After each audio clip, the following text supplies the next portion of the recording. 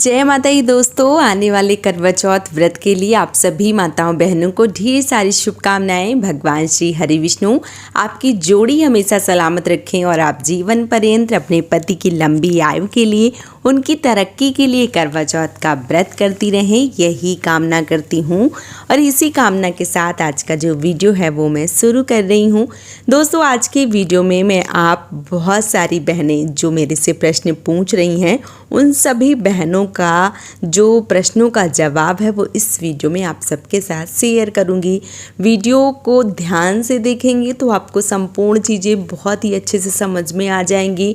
और यदि आपके मन में किसी भी प्रकार का कोई भी संशय है या कोई भी प्रश्न चल रहे हैं दिमाग में, तो आप मेरे से पूछ सकते हैं नीचे कमेंट बॉक्स में कमेंट करके, और मैं उन सभी प्रश्नों का जवाब कमेंट के माध्यम से या वीडियो के माध्यम से आप सबको ज़रूर दूंगी।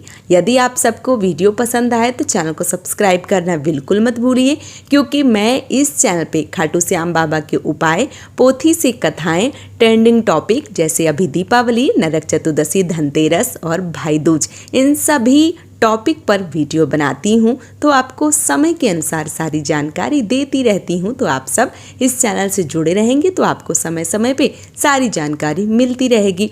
अब चलिए शुरू करते हैं आज का वीडियो और जान लेते हैं कि कौन कौन से प्रश्न मुझे मिले हैं। तो करवा चौथ, जैसे कि आप सबको पता है कि करवा चौथ जो है वो एकदम से नज़दीक है। आने वाली 10 अक्टूबर को दिन शुक्रवार को पूरी विधिवत रूप से करवा चौथ का जो व्रत है, जो पूजन है, चौथ माता की पूजा, जो महादेव हैं, माता पार्वती हैं, गणपति भगवान हैं, उनकी पूजा, चंद्रदेव की पूजा और पति का पूजन करके हम करवा चौथ का व्रत पूरी विधिवत रूप से रखते हैं। ऐसे में प्रश्न आता है, साल 2025 में करवा चौथ का जो व्रत है वो हम उठा सकते हैं? तो हाँ, बिल्कुल। इस वर्ष किसी भी प्रकार का कोई भी खर मास, मल मास, अधिक मास इत्यादि नहीं है, तो आप पूरी विधिवत रूप से करवा चौथ का व्रत उठा सकती हैं। यदि किसी कारणवश व्रत छूट गया था तो दोबारा भी उठा सकती हैं। और सबसे महत्वपूर्ण बात आती है कि करवा चौथ व्रत में हमें हर साल नई साड़ी धारण करनी चाहिए या हम पुरानी साड़ी से भी करवा चौथ का व्रत कर सकते हैं। इसके साथ ही साथ किस रंग की साड़ी हमें करवा चौथ व्रत में धारण करनी चाहिए, आज के वीडियो में इन संपूर्ण प्रश्नों का जवाब आप सबके साथ शेयर करूंगी। तो चलिए आप सभी के जो प्रश्नों का जवाब है वो मैं दे देती हूँ। सबसे पहली बात, करवा चौथ व्रत में हमें हर साल नई साड़ी धारण करना चाहिए। तो ऐसा कहीं भी नियम नहीं है कि करवा चौथ व्रत में हमें नई साड़ी धारण करनी चाहिए, कहीं नियम नहीं है। जितना मैंने पढ़ा है, जितना मैं आप सबको समझा सकती हूँ कि जो करवा चौथ व्रत है या कोई भी व्रत है, उन सभी में एक वर्णन आता है कि कोई भी व्रत या त्यौहार या कोई भी हम पति के लिए दीर्घायु की कामना को लेकर या किसी भी पूजा पाठ को यदि हम करते हैं तो हमें साफ, स्वच्छ और एक तरीके जो शुद्ध वस्त्र हैं उनका चयन करना चाहिए और उनको धारण करना चाहिए। नए वस्त्र धारण नहीं करने चाहिए।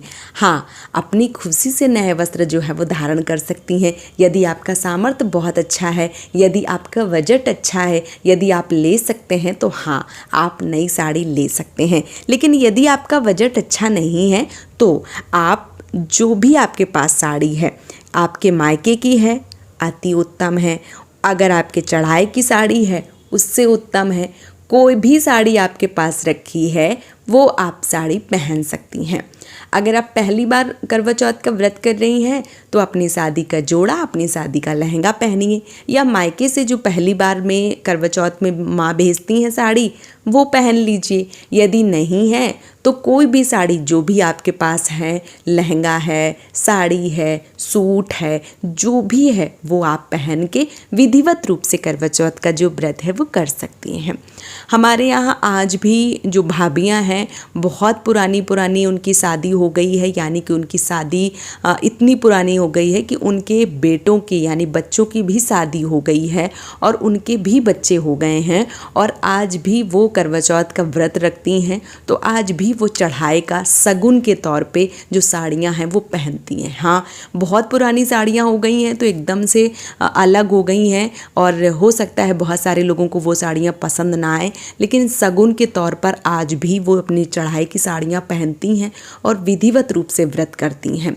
यहाँ तक कि मैंने कई लोगों को अपने शादी का लहंगा हर वर्ष करवा चौथ पे पहने हुए देखा है। तो जो शादी की चीज़ें होती हैं, जब पंडित जी मंत्र पढ़ते हैं, सारी चीज़ों को एक बार मंडप में छुआ के मतलब स्पर्श करा के और रखा जाता है, मंत्रोच्चारण किया जाता है, तो वो चीज़ें बहुत ज़्यादा पवित्र होती हैं। इसलिए शादी में जो चढ़ाई की साड़ियाँ होती हैं वो सबसे ज़्यादा शुभ मानी जाती हैं। और जब हम किसी भी व्रत पूजा को करते हैं तो यदि हम शादी की साड़ियाँ पहनते हैं, शादी के वस्त्र पहनते हैं, तो वो सबसे ज़्यादा शुभ हैं। तो आप चाहें तो आप अपने चढ़ाई की कोई भी साड़ी, लहंगा, सूट जो भी है वो पहन सकती हैं। यदि ऐसा नहीं है, बहुत पुरानी साड़ी है या आप नहीं पहनना चाहते हैं, तो मायके से पहली बार अगर आप कर रही हैं तो मायके से भी आता है तो वो भी पहन सकती हैं। और यदि नहीं पहनना चाहती हैं तो आपके पास जो भी साड़ी कपड़े हैं, अभी टाइम है, आप उनको धुलवा लीजिए, ड्राई क्लीन करवा लीजिए, जैसे कपड़े हैं उस प्रकार से उनको करवा सकते हैं और साफ स्वच्छ वस्त्र जो है वो कर लीजिए, उसके बाद आप पहन सकती हैं। हाँ, आपका बजट बहुत अच्छा है और इसी बहाने यानी करवा चौथ व्रत के बहाने आपको एक नई साड़ी, नया सूट या नया लहंगा मिलता है तो बिल्कुल दिल खोल के ले सकती हैं, कोई दिक्कत नहीं है। वो आपके ऊपर निर्भर है कि आप हर साल नई साड़ी पहनेंगी, नया लहंगा पहनेंगी, शादी का पहनेंगी, मायके का पहनेंगी, कहाँ का पहनेंगी, कहीं का भी पहने, नया पहने चाहे पुराना पहने, बस शुद्धता का ध्यान रखें, ये बहुत ज़्यादा ज़रूरी है। ठीक है।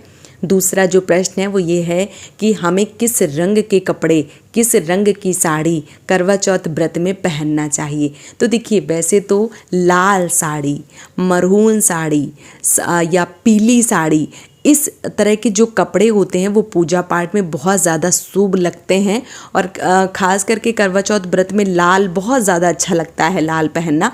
तो यदि आप पहन रहे हैं तो लाल पहन सकते हैं, पीला पहन सकते हैं, मरून, नारंगी, बहुत सारे ऐसे कलर हैं जो पूजा पाठ में पहने जाते हैं, तो वो आप पहन सकते हैं। और जो ऐसे वस्त्र होते हैं जैसे काला हो गया, सफ़ेद हो गया, ऐसे जो वस्त्र हैं वो बिल्कुल भी भूल कर भी नहीं पहनने चाहिए और एकदम से काला, एकदम से सफ़ेद बिल्कुल ना पहने।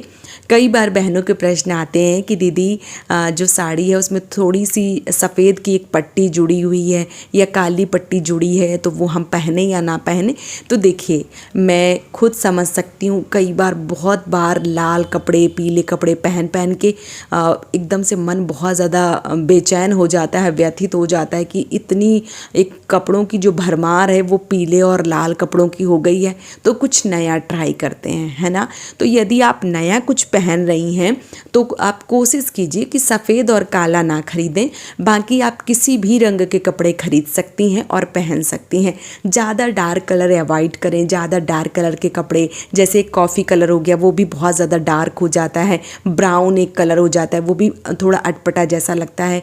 तो कुछ जो कलर हैं वो पूजा पाठ में नहीं अच्छे लगते हैं, वो आप ना पहने। आप सब समझदार हैं, मुझे बताने की ज़रूरत नहीं है, आप सबको पता है कि काले कपड़े या सफ़ेद कपड़े या बहुत ज़्यादा डार्क, एकदम से नीला डार्क हो गया, इस प्रकार के कपड़े पूजा पाठ में और ख़ास करके सुहाग वाले व्रतों में ना पहने।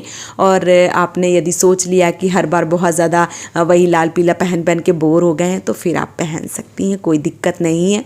यहाँ पे भी मैं एक छोटा सा उपाय बता दूं कि यदि कोई ऐसी बहनें हैं जिनको कोई दूसरे कलर, डार्क कलर पसंद आ गए हैं, उनको लग रहा मुझे यही पहनना है, तो फिर आप शादी की जो चुनरी होती है, जो शॉल होता है, वो यदि आपके पास है तो वो आप सर से ओढ़ के पूजा पाठ, जैसे हम चौकी लगाते हैं, पूजा करते हैं या चंद्रदेव को अर्घ देते हैं, तो उस समय जो आपकी शादी की चुनरी है लाल रंग की, पीले रंग की, वो अपने सिर पे पहनिए और पूजा पाठ जो है वो कर लीजिए। इससे क्या होगा कि आपने जो कपड़े पहने उसका दोष समाप्त हो जाएगा और आपके सर पे जिस कलर की चुन्नी है पूजा में वही लग जाएगी। तो आप ये तरीका जो है वो भी अपना सकते हैं।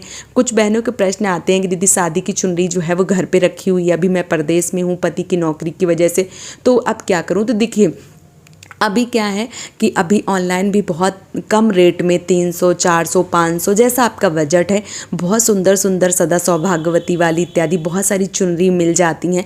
तो अभी आप ऑर्डर करके मंगवा सकती हैं और पहन सकती हैं। और मुझे यही लगता है कि शादी की चुनरी कई बार क्या होता है कि हम परदेश में रह रहे होते हैं तो ज़्यादातर हम घर जाते हैं, अब घर से फिर यहाँ उठा के ले आएंगे और फिर कई बार वहाँ पूजा पाठ हुआ तो फिर वहाँ रह जाएंगे। तो दो दो रख लीजिए, जैसे एक आप बाहर रह रही हैं वहाँ पर एक रख लीजिए, घर पर जो घर की शादी वाली है वो वहीं रहने दीजिए, क्योंकि जो भी बड़े पूजा पाठ इत्यादि होते हैं वो घर पे ही होते हैं, तो वहाँ हम वो चुनरी ओढ़ सकते हैं। यहाँ जो भी व्रत त्यौहार करते हैं तो ये चुनरी जो है वो ओढ़ के और पूजा पाठ जो है वो कर सकते हैं। तो ये छोटी छोटी बातें हैं और आप सबको उम्मीद करती हूँ सारी चीज़ें बहुत ही अच्छे से समझ में आ गई होंगी। और यदि आपके मन में कोई भी प्रश्न है तो आप मुझे नीचे कॉमेंट बॉक्स में पूछ सकते हैं, और वीडियो पसंद आता है तो चैनल को सब्सक्राइब करके मुझे सपोर्ट कर सकते हैं। वीडियो कैसा लगा है नीचे कॉमेंट बॉक्स में ज़रूर बताइए। और आप सभी माताओं बहनों को एक बार फिर से करवा चौथ व्रत की ढेर सारी शुभकामनाएं। जय माता दी दोस्तों, राधे राधे।